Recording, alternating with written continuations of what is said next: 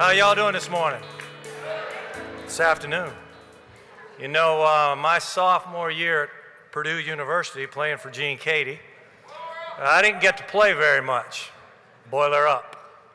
And so, you know, I was down at the end of the bench most of the time. And the only way I knew I was going to play if it was a blowout.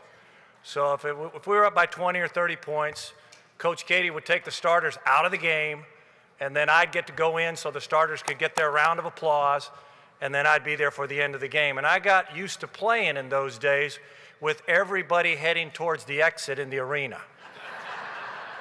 And this afternoon, I feel a little bit like that. You know, I'm in the mop-up minutes in the scrub time between Senator Cruz and Mr. Kane, and it's a pleasure to be here, but I'm used to playing hard in front of dissipating crowds, so I hope y'all will hang with me.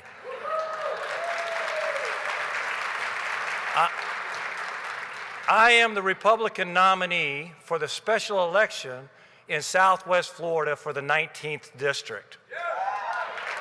Thank you. Now, I want to tell you a little bit about that campaign. There were 4 people that ran in that Republican primary last month. This is a very Republican area, y'all. And so there were 4 of us in this campaign. And I want to tell you something you might be able to identify with. I was not the establishment candidate.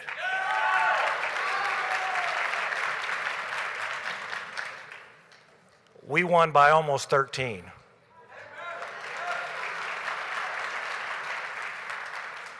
So I'm here to say that we are bringing Florida back, and we are uniting the Republican Party in Southwest Florida to be strong again and to put the past behind us and to win in the future.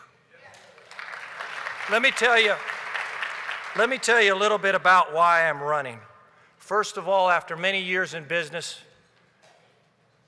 after sitting in that chair with so much responsibility and stewardship in my life, I felt that this was a good moment to give back. And also, you all, I think something you might be able that you feel the same way I do. The country that I grew up in, that gave me, I want to tell you, I was given every opportunity to succeed. That country is becoming unrecognizable to me.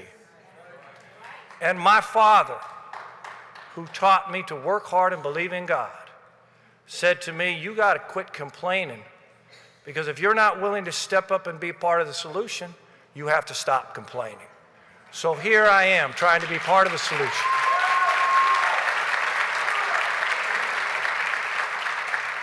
It feels to me like we have a government in Washington, D.C. that is more interested in punishing success and rewarding failure. Do you agree with me on that? A president that puts a law in place like Obamacare that takes over the largest part of our economy and the most personal part of our life, health care. That's not the central government's role to me. Do you agree with that? And we are becoming this nasty, grand nanny state. Some people say we are becoming like Europe. I say, in many ways, we are more like Europe than Europe already. And I think that's a shame. In my own case, God blessed me. I was raised by good parents, and they taught me the right values. There were 7 in our family. Our parents taught us to pray in the morning, to work hard during the day. We played ball together, we rode quarter horses, and we watched out for each other. And these were the values that my dear parents taught me, as I'm sure your parents taught you. I remember in the 4th grade, living in North Carolina, and there was somebody very special close to me at that time as a little kid that was weaker than the rest of the kids in school. And in those days, bullying wasn't in vogue in terms of talking about, and my heart would always rip with sadness as I saw somebody so important to me get picked on and bullied. And it just felt wrong. And one day I was walking home from school, close, probably 2 blocks from my house. There was a little muddy pond red mud. Y'all been to North Carolina before?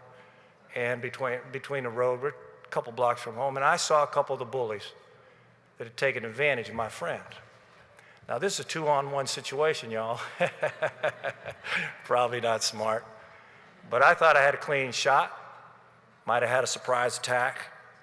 So I took them on. And a struggle ensued. And I got out in front of it pretty good. But after a while, they started turning the table. Well, it looked like I was going to go down. And a big red Oldsmobile drove up. Window came down. We all stopped the fight. Man, there's an adult here. And I saw it was my dad. And you know, I said, yeah, this losing fight's about to be a winning fight. My dad's gonna bail me out.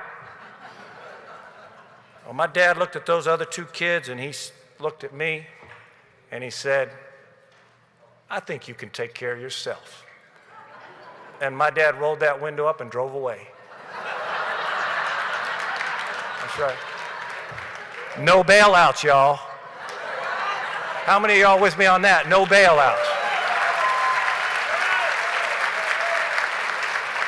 My dad taught me to be accountable, to take responsibility. If I got myself in a fix, get myself out of the fix. And most of all, be a man and stand up to bullies. And I say we need to stand up to bullies even if they're in our own government. Even if they're in the IRS, we stand up to those bullies.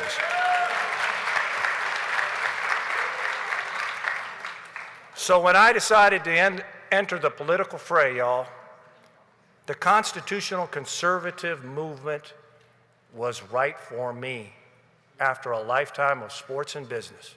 And why was it right? Belief in God. Belief in the Constitution as an inspired document by inspired men. Do you all believe me in that too? Belief in small government that stays out of our way. And for me, very important, free market capitalism as a way to extend equal opportunity for all Americans.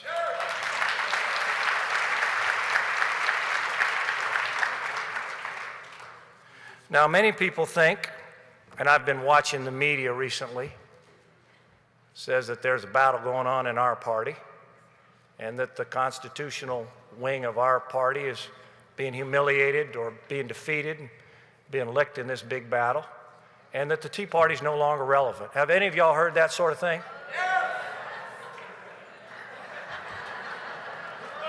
Yeah, the Tea Party's dead, right?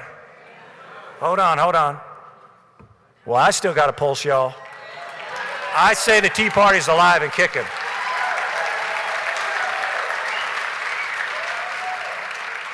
And you know, I was watching a couple nights ago, I saw Ben Sass from Nebraska. I'd say Ben's doing okay and he's alive too. I have a different narrative for what CNN would describe in our party, a very different narrative. I say if we get the right candidates, y'all, strong candidates with constitutional conservative values, we will win.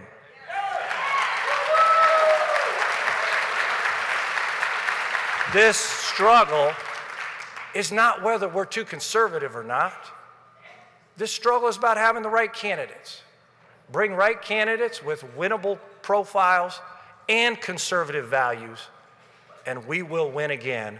And that's what we intend to do in Southwest Florida.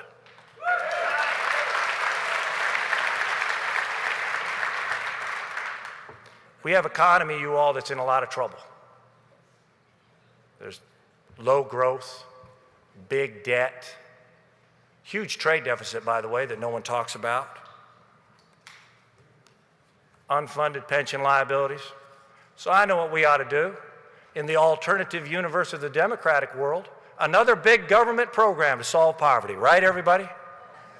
Well, I reject that. I reject that totally. I say, as a former CEO, the way for us to get out of this mess And the starting point for us to get out of this mess is 5% economic growth. And let's deal with reality. Let's deal with reality. Reality is, everyone, that without economic growth, we cannot solve these problems. It is the starting point of what we need to do. So we have a plan, and I have a plan of what we ought to do to get us that growth.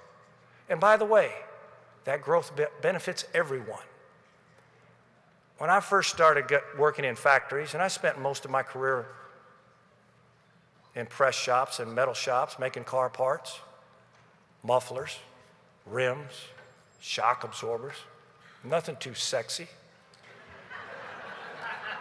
I wish I could say, you know, well, I'm glad I'm not from Hollywood, as a matter of fact. But back to the point, you know, I worked with union folks my whole career. And we always thought about the differences between management and the union. And then it kind of dawned on me. Hey, they want the same thing we do, that management does. They want a job for their kid when they come out of college or tech school. They want a bright economic future. None of our problems economic can we solve for any of us, you all, if we don't get this economy growing again. And now I'm going to explain to you how we do that. Number one, cut the business tax.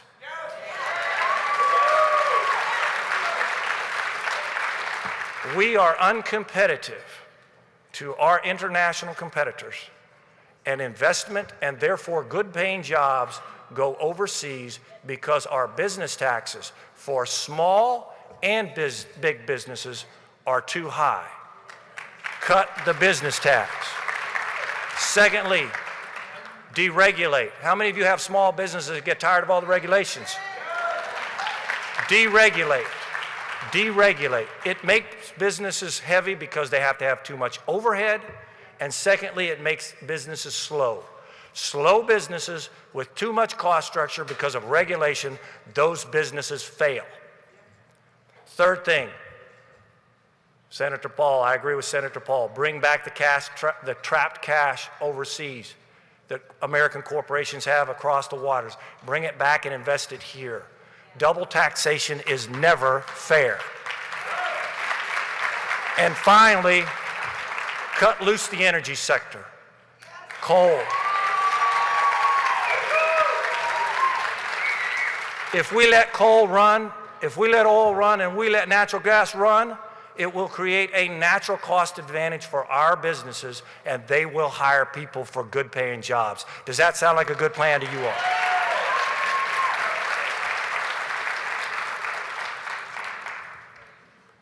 I looked around my locker room at Purdue, playing for Coach Katie. I remember it vividly. It's been so long ago, 30 years. We had a kid from a tough neighborhood in San Francisco. We had a 7-footer from a Catholic high school in Cincinnati. We had a shooter that went to high school in the cornfields of Indiana. That would be me. An urban kid from Gary.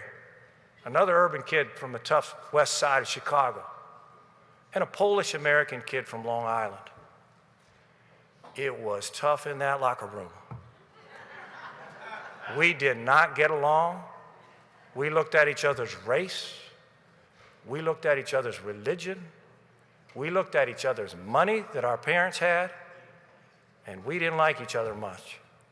And I look back at those days and say, for the longest time, the struggle was not with our competition.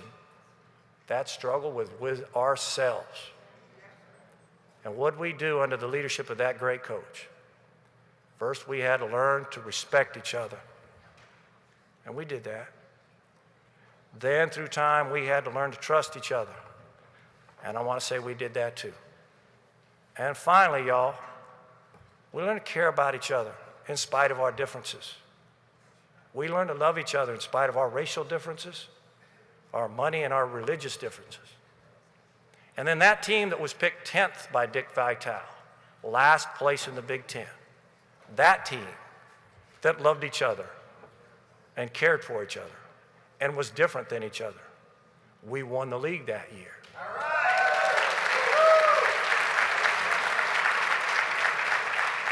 And I was not a great player, I was a role player. But the great lesson that I learned 30 years ago in that locker room was the struggle is with ourselves. And if we make ourselves strong, in spite of our differences, we can beat the Democrats and Obama every single election.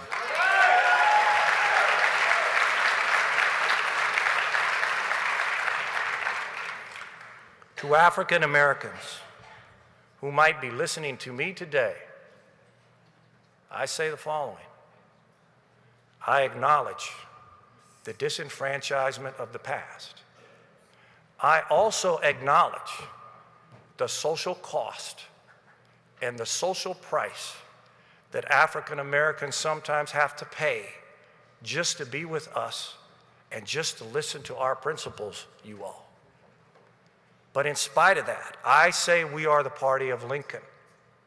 We are the party of the Emancipation Proclamation and the Gettysburg Address.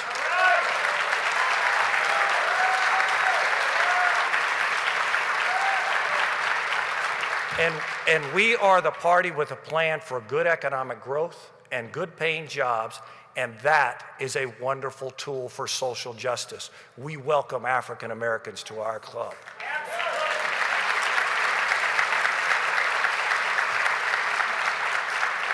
And finally, to Hispanics, I say the following.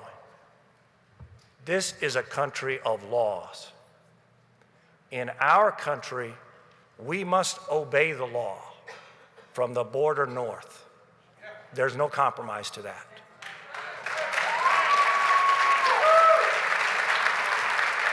But also remember, please remember, to my Hispanic friends, we are a party that believes in God, much like you do. A party that believes in family values, hard work, and a good economic future with a good job. You, for those reasons, and for what you are welcome in our club, and we welcome you.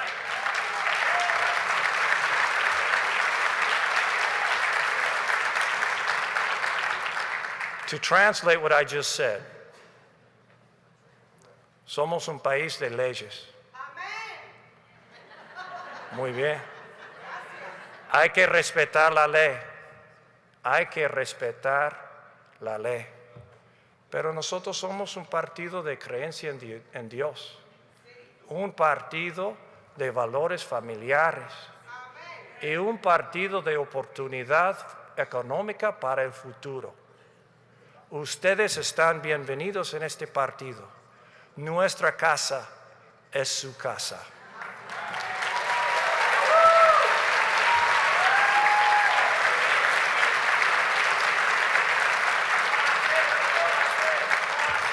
This is what I say finally. We don't have to abandon our constitutional conservative values one bit to win.